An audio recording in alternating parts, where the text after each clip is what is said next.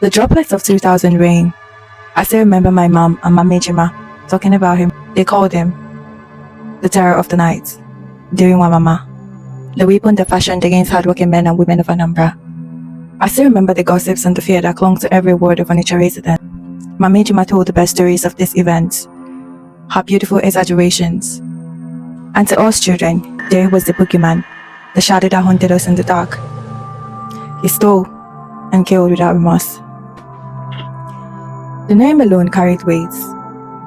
His real name was Okwudili Ndiwe, but the streets baptized him Deruwamama, the name that would cause pain and havoc, the name that would bring about terror.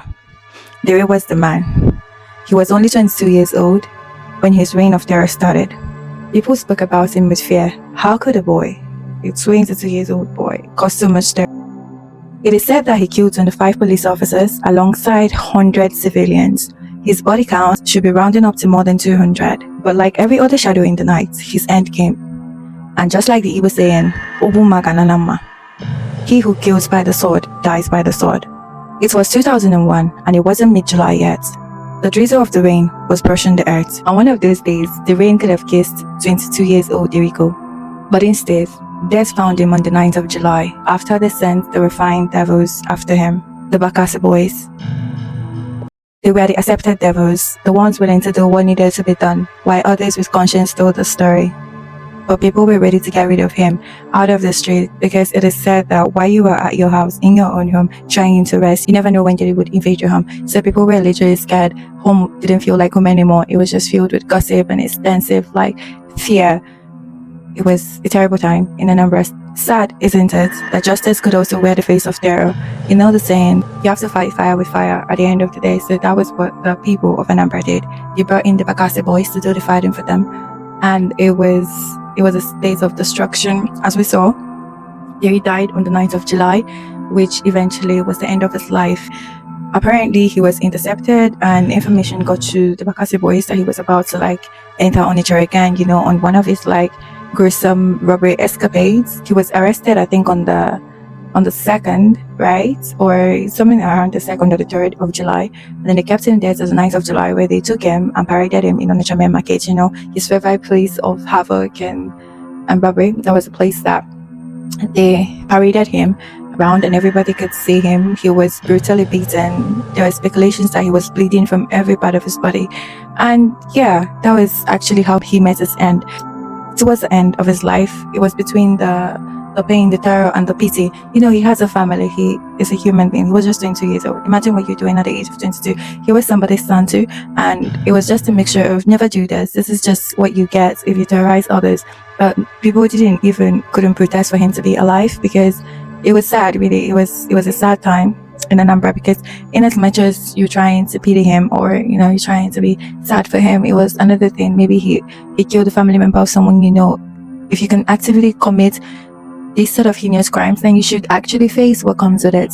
The fitting parade of the 22-year-old Nwamama was a gruesome parade. And the businessmen of Onitsha were the jury, or they were the spectators, or they were the audience. Their eyes filled with anger and pity. The guillotine was the machete, but the machete wasn't as swift as the guillotine because it took almost 5 strokes before his head left his neck.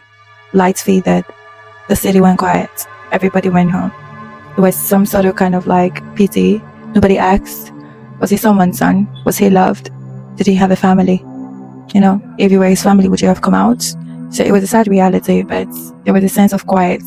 Now all of the robbers and all the terrible people started to the city started to quiet down, and it just started to quiet down over again. Crime started to drop because this was way out of what was anticipated. And history carried his name. The story was retold with so much exaggeration. People like Mama Jima carried the story everywhere. That's the exaggeration and the way the story was told. I don't even know if I am accurately depicting what happened, but my cues came from the movie Isakaba, featured by Osofia and so many other good actors. They gave me a sample of what it was like to be Deruwamama and his life and how he was killed. It was a sight not to behold. It was a story of the century. It was really sad, but he quite made a name for himself. The rain came with a touch of the season of fear and con. You would see 2 people, speaking of Derico, while sharing, angry neighbors wanted over him. in as much as his death was sad, it was traumatic, but at the same time, it was as if like the people of Anambra State grew above the trauma, they bonded together with it, and the story of Deri lived on. It was a lesson that people needed to learn. And in as much as I do not support that sort of like gruesome acts, because I think that's led to a series of events over the years, jungle justice and taking lives that wasn't meant to be taken, you know, like people that didn't even commit the crime. I don't think jungle justice should ever be a thing, because if you start to let people justify what is right or wrong, I think it's going to cause a lot of chaos in the society. So I would never advocate for jungle justice, but at the same time, I do understand the reason why it was melted on this individual. Like I said, this is not fiction. This is not a story I read or got from ChatGPT. No, this is a story. This is something that happened to the residents of Onitsha in 2001. So apart from that, nobody really asked the question: who is his mom? Who is his dad? Who is his family? He was dead. He was dead. Don't even know where they buried him. For a period of time, the spot where he died was an eyesore. People would just like try to walk around there. But in 1 week, you know, everything started to fade. People got back to their life. Nobody even remembers the spot where he was killed. It was a sad reality that, you know, don't go causing terror to other people. It never ends well. So the story of Deri, I think it should be a sign to like say, oh, I should do better. I should be a better person, you know. And I know things are hard. I know all of that. But, you know, when you think about it all over again, you shouldn't be out there murdering other people. It's not right. And also, like, there should be some limits to jungle justice. It's never right. So what do you think? Do you think it's necessary for, you know, for jungle justice to be done at some? I don't think anybody should have to go through jungle justice. I think we should create a better security system and a way to like navigate these things to avoid these people killing so much people.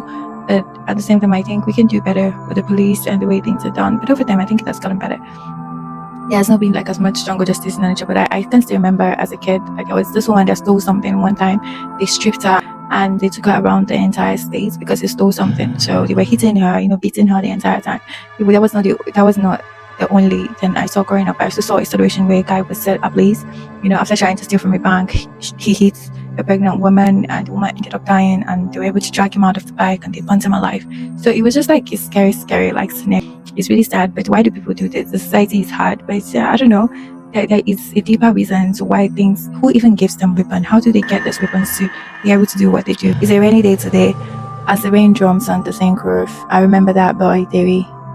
Rest easy, my friends. There won't be anyone invading your home tonight, so rest easy and enjoy the rain. Au revoir. À bientôt.